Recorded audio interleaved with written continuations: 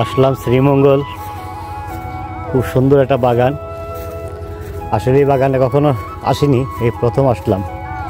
অনেক উপরে দৃশ্য, অনেক সুন্দর, অনেক প্রকৃতি। দেখেন, আসলে বুঝতে পারতেন আর কি। আমার টাকা খরচ হয় না, আমার কোনো টাকা খরচ হয় না, আমি নিজেই এভাবে চলে আসি।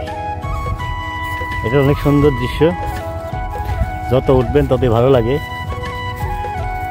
এই পাহাড়ের নিচের দৃশ্য, সুন্দর পরিবেশ। আসলে পাহাড় বাইতে হবে, বাইলে আনন্দ পাবেন, আর না হয় পাবেন না। এই দেখেন একটা প্রকৃতি গাছ,